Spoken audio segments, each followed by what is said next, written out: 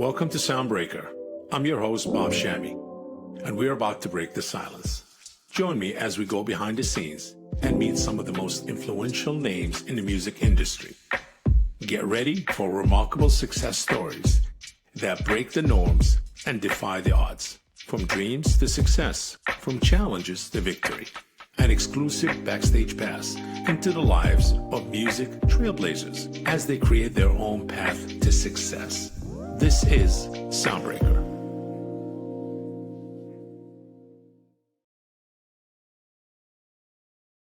Welcome to SoundBreaker. On today's episode, we're talking to Brian Zisook, who is a legend in the music industry. Thanks for joining us. And for our listeners who might not be familiar, and if you're living under a rock, obviously, if you never heard of him, might be not familiar with you. Could you please introduce yourself and tell us just a little bit about what do you do before we dig into it? Yeah, well, first of all, Bob, thank you so much for having me. I really appreciate you reaching out. I'm humbled by the word legend being attached to my name. I won't lie, it feels great to hear that. But nothing less, my friend, nothing less. My parents always told me, let other people brag for you. So with glee. To answer your question, Brian Zisook, otherwise known in the music business as Z. I co-founded Audiomack 11 years ago, and I currently serve as our SVP of operations, overseeing the day-to-day operation of the business, as well as all of our relationships with our licensed partners. So that's distributors, record labels, and the millions of independent artists who use our platform directly. Fantastic. I heard over 30 million. Is that correct? That is correct. Over 30 million monthly active users globally on Audiomack. Amazing. That is definitely amazing. Brian, we're going to go back a little bit to history and say, hey, or go back in time. How did you first get started in the music industry? Great question. So I walked onto the campus of Illinois State University hoping to get involved in television. I'd already identified mass comm as an area of emphasis, but the school doesn't let you get involved with TV until you're a junior, and I didn't want to wait 2 years. So I walked down the hall in the building that the TV station is in to the student-run radio station WZND. I asked how I could get involved, and as fate would have it, there was an opening for a DJ slot from 2 a.m. to 6 a.m. that weekend. So I volunteered for it. They trained me the next day, and I did it. I loved it. And almost immediately, I started working with record labels and publicists and artist managers. And they were sending me music and sending me to concerts. And I thought, this is incredible. And I've been hooked ever since. Wow. Really amazing. So this is where all really started in college, being a DJ. And Yep. Have you DJed before or not really? This was the first time you started putting records and mixing and, Yeah, no, I never done it. They trained me on the boards. At the time, we were using carts and vinyl. There were no MP3s. There was no streaming. I learned all of it in a 4-hour training session, and then on the job, really. I went from being an overnight host to a semi-overnight host, 10 p.m. to 2 a.m., and then I finally graduated to the 10 p.m. to 7 p.m. to 10 p.m. slot. I moved up the corporate ladder, so to speak. And while my radio career did not pan out, it definitely was the foundation for my work in music. Wow. You found your passion. Amazing. Brian, your journey in the music industry has been incredibly diverse, from co-founding DJ Booth to establishing Audiomack. Can you take us back to the early days and share what inspired you to deliver into digital music publication space? Like what made you go to publication? Yeah, great question again. So, I was conducting interviews while I was working in radio, and we would identify artists that we wanted to speak with. We would book the interviews, myself and at the time, my co-host Rod Lake. We would book the interviews. We'd conduct them after thorough research. We would chop them up and we would air them live on our radio program on Saturday nights. And we knew that there was a fairly limited audience on a college campus. And so my idea was, let's turn these interviews into a podcast. So I'd like to say that we were very early and figure out a way to stream them online so that more people could get their ears on these artists who we were trying to help break, many of Hmm. them independent. And I met my business partner, who at the time was a cold email away. His name is Dave Mackley. Hmm. And I said, look, let's figure out a way on DJ Booth to Yeah. stream my interviews. And I'd be happy to write reviews and other types of articles. And he loved my idea. We reformatted DJ Booth and made it into my editorial playground. And Bob, like at the time, it was just a passion. I'll be lying to you if I said that I knew it would become A a business and a full-fledged career. business. Yeah, Yes. Wow. Well, I'm sure you're going to inspire a lot of people after this interview. Whoever, a lot of I our hope so. audience. Yes, yes, you will. Audiomack is known for having, um, artist first approach. Artist comes first, which is not always the same, kind of ideology in this business, Right. especially in the, the music streaming world. What drove you and the co-founder David? Am I right, Dave? Yeah. To create a platform which prioritize artists, and how did you believe it has reshaped the music streaming landscape? So Dave, myself, and there's actually three other co-founders. There's five of us, at least Oh, on the Audiomack side. uh, We identified a problem in the marketplace, which was at the time, artists were haphazardly releasing music online using file sharing sites, which were never built with the intention of aiding musicians. It was a terrible user experience. The links would die. You get pop-up ads. And on the creator side, you had no way to track your audience. You had no way to determine who was downloading and listening to your product. yeah, We had attempted for a brief period of time to turn DJ Booth into both an editorial magazine as well as a platform where artists could host their music. But that was not our core competency. And we knew that we needed to spin that off into an entirely different company. And so we created Audiomack with the intention of providing artists with a free platform wherein they could upload their music with no limitations in terms hmm of the amount of storage or the number of uploads. And again, like with DJ Booth, I'd be lying to you right now if I said that 11 years ago, I knew then that we would be in the position that we are now, which is 30 million plus monthly active users globally. We just saw a yes. problem and wanted to find a solution, and here we are 11 years The later. fascinating part, you don't just settle for one thing. You keep innovating and you keep Yes. expanding. And it's like, how can we reach another level? How can we do this? And how can we do that? I guess this is why you're still here. And, now and you have 30 million users, active users. Yeah, that's a great point. You often hear the saying, staying ahead of the curve. And Yes.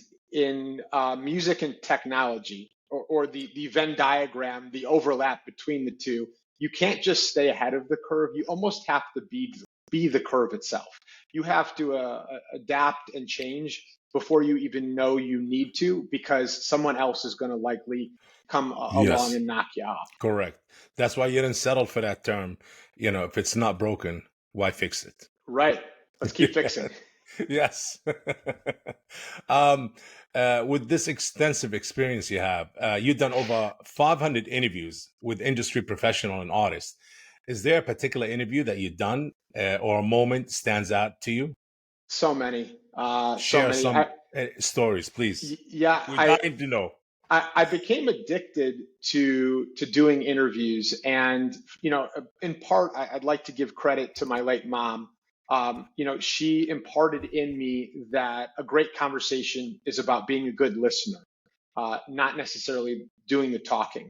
And doing those interviews helped me become a better listener.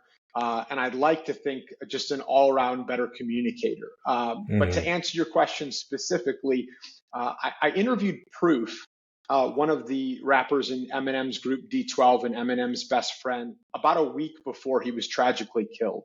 Mm. And that was the last interview that he had conducted. So that's Mhm. always meant something to me. But I mean, it's been a who's who. I was able to interview Cypress Hill at the Playboy Mansion.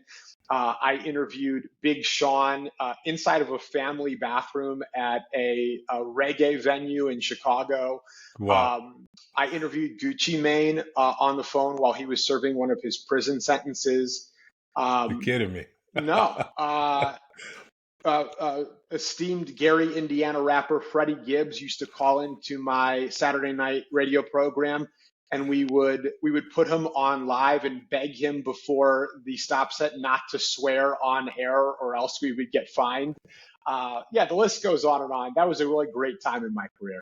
If it was back in the day, I would say to you, I would come say, hey, why don't we take all of these segments and put them on a DVD and set them out? Yeah, People, that was a big thing back in the day, it it was. if you remember. Yeah.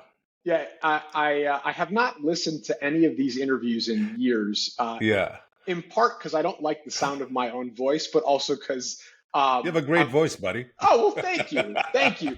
Yes. But maybe I should. Maybe Bob, this is the motivation I need to dig through those digital Absolutely. files. I mean, I don't know. I'll put them on DVD now. We'll definitely release them on the Yeah, streaming platform, right. maybe Amazon or others. Absolutely. It's a classic. They're a classic. Definitely. People will Thank look you. for them. Yes. Um, the content partnership that you created, you and your partners or co-founders, between DJ Booth and Audiomack in 2020 was pretty major, very major thing. And especially for the independent industry. Can you tell us about the dynamics of this partnership and how it contribute to the growth of success of both platforms? Sure. So up until 2019, I worked full time on DJ Booth. Yeah. That was 14 years. DJ Booth was my main priority.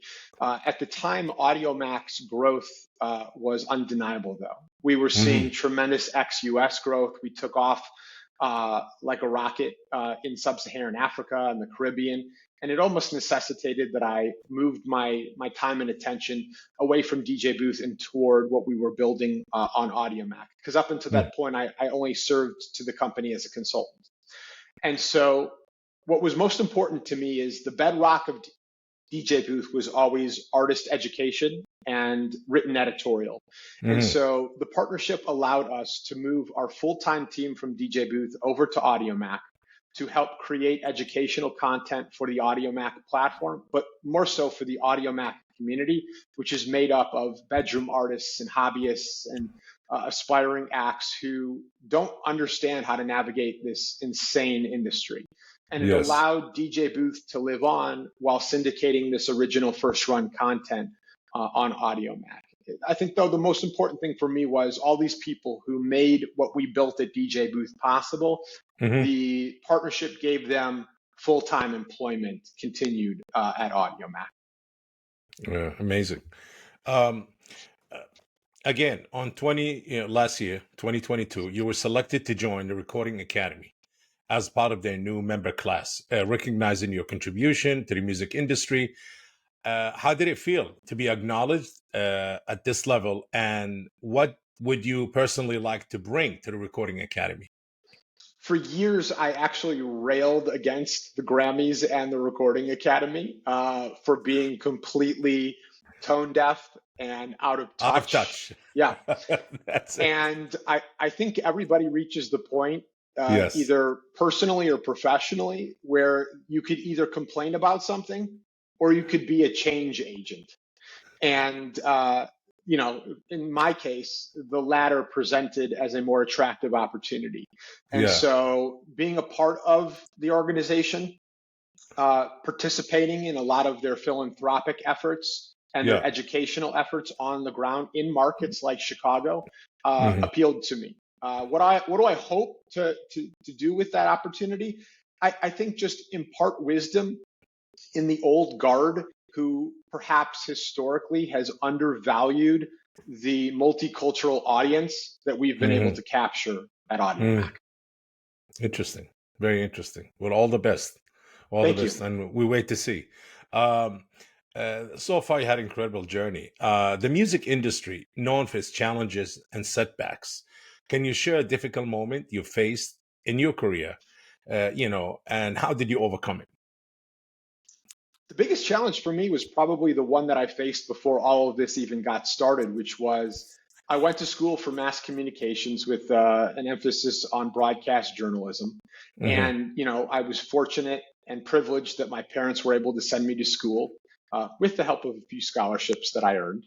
And, I wanted to do right by them and the hard work that my father put in for years saving up for me to go to school. Yeah. Um, but after working in radio for a very brief period of time post graduation, we're talking like 8 months, um, I was very unhappy. The reason, Bob, that you and I are bald brothers is during that 8 month period, every follicle on my head God. escaped. And so at the time, I was working on DJ booth, but we were not generating a substantial amount of income to the point that it could be my full-time occupation. Yeah. And I said to my mother and my father, "What do you think about me doing this full-time and not pursuing radio any further?" Yeah. At the time, the idea of making money by working on the internet, writing about music and interviewing artists was not heard of. And they were like, go for it. And so I stopped sending out my air check tapes to radio program directors. And I spent 80 hours a week working on DJ booth. And it turned out to be the best decision I ever made. Wow. I mean, you followed your gut feeling. I That's did. it. And your passion. And that's the whole thing. A lot of our listeners who going to be inspired and follow your footsteps. This is the message. Absolutely. Follow your gut feeling. Thank you for sharing. Very inspiring. In your opinion, what is the common misconception in the music industry that people have about the music industry, actually?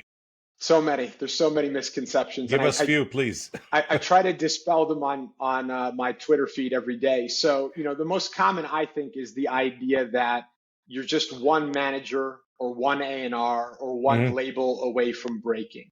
And the truth is that in 2023, what you need is an audience. A great manager, a great label, a great A&R. These are all assets. These individuals and entities can help you on your journey, but without an audience, you have nothing. A manager and a label cannot manufacture an audience for you. They cannot make people resonate with your music or like you as a human being. So I think that that's a significant misconception. Another is that the idea that a budget will cure your ills, and that all you need is money or access to money, and then you'll be a star. There are artists on labels who have access to $1 million plus budgets, and those budgets have been earmarked in a variety of ways, and they just sometimes don't work if the music doesn't connect. And then specific to streaming, the idea that you just need to get on the right playlist or get your music heard by the right curator. What people don't realize is that most streaming consumption through Hmm. playlists is done passively, not actively. And rarely does it translate into increased following and listenership. And so, yeah, these are just three of the most common, in my opinion, that I Hmm. see on a weekly basis. I'm sure much more. We probably need much more time, but it's an Yeah, interesting we need interview. another hour. Yeah. uh, as you know, collaboration often is a key element in the music world. Could you share a memorable collaboration story, someone you work with, or that left an impact on you? I think the most memorable and the most valuable Yeah. collaboration is the one with my almost 20-year business partner, Dave Mackley. Uh-huh. Uh, he and I worked together for a few years before ever meeting in person.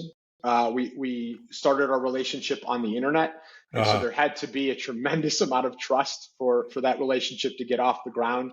Yes. He's savvy and smart and extremely forward thinking.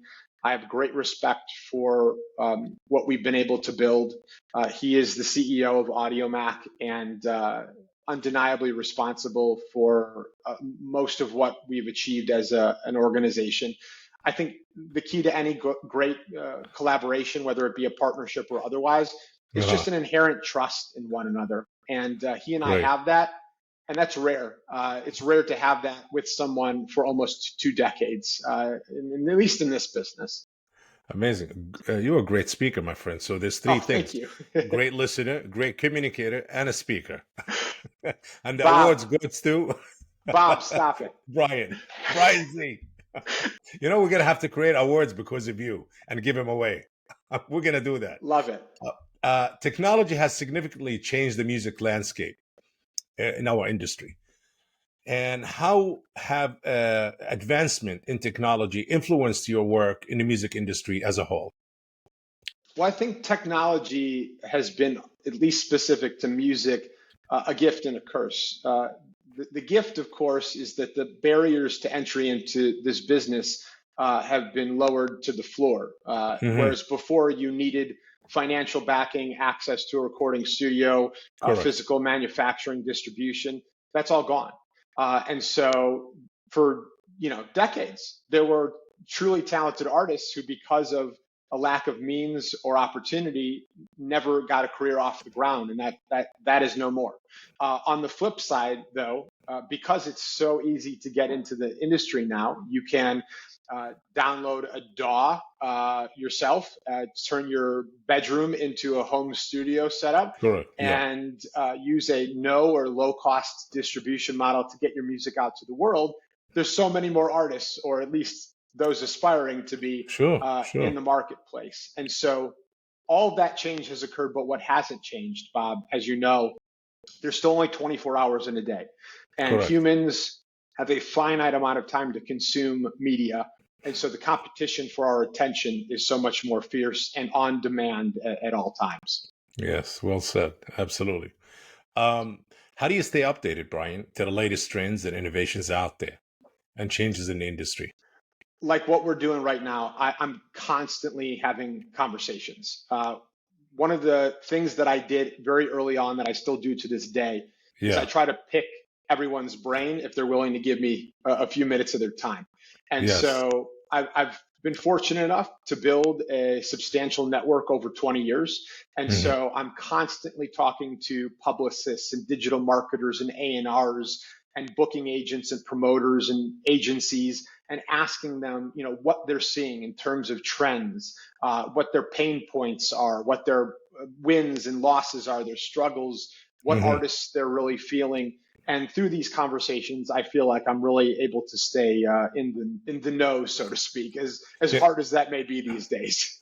I don't ask my guests that, but I'm going to ask you, what's you think next in the music world, in the music industry? Is things going to stay the same? Is the aggregators is this whole thing of aggregation? I don't want to say gatekeeping, but there's also the platforms where allow any artist anywhere in the world, if you're able to pay 10 or 15 or $20 a month or a year, they have certain subscription. You can upload your albums or singles. So, but what's next? Is things going to be this? How's it? What's the transformation? Is social media has influence on it? And see how TikTok is growing big time. Yeah. Like taking over almost. And then you got Reels and you got Shorts and you got other platforms, social media platform that used to be news platforms, getting involved also in the streaming, whether it's visual content or audio music. In your Yeah. opinion, I mean, I don't know if you have a crystal ball. Just this is the kind of information I'm always striving for to Right. see what's next. Well, from the perspective of someone who oversees the operation of a streaming service, what I would say is, Yeah. historically, the labels and distributors have put the impetus on the platforms to be responsible for hosting all of these files. So we're responsible for covering the costs of the hosting and the bandwidth, and we Hmm. we bear the burden of ensuring that these hundreds of thousands of products that are delivered daily are Hmm. correctly mapped to artist profiles. And because of the, as you said, flat rate distributor model, where it allows artists to upload however many DUI. songs they want, Yes. Yeah. it's become quite unwieldy. And so, what I can see moving forward is the barrier to entry either having to cost more, or there being some sort of off ramp after a period of time if artists who make their music available on a service don't actually generate any streams. Because not only is it a burden for the platform, but it's not a great user experience as you're leaning in actively trying to discover new music, having to navigate through this sea of endless fluff. Hmm. Also, obviously, the integration of AI That was my next question. What do you into think? How music AI going to change all of manufacturing. this? Yes. Well, Yes. immediately what we're going to see is even greater influx of music being created and delivered to these platforms. If right now the average on a daily basis is in excess of 100,000, this will enable millions of creators around the world to create 4, 5, 6 times as much as they would if they had to do it all themselves. But And it's not a not good to thing. well, not to interrupt you. From what I heard lately, certain companies, certain aggregators, and certain DSPs, well-known ones, they already have their own built their own technology to identify, if this is an AI made or human made, supposedly, I don't know. But again, how would you do that? Because most producers use samples, use, modules and sounds and sample things and to put a sound together. Not everything is played live. You know that, Right, unless you're a rock band. right. And to add on top of it, also what happened recently that Spotify gonna start implementing or enforcing starting next year, I think first quarter. I don't know if it's March or January. They're gonna start with the two. If you are anything less than 200 streams, you're not gonna get paid for it. Is that something also discouraging for upcoming new artists? Like, nobody makes money instantly on any of the streaming platforms. So there's a lot of mixed messages and a lot of, should I say, a lot of mishmash happening in the industry now. Yeah, I think obviously a lot of these new rules that Spotify is going to be implementing, that they have Yeah. already sort of announced, Yes. these are decisions that are heavily impacted by their relationships with the major labels.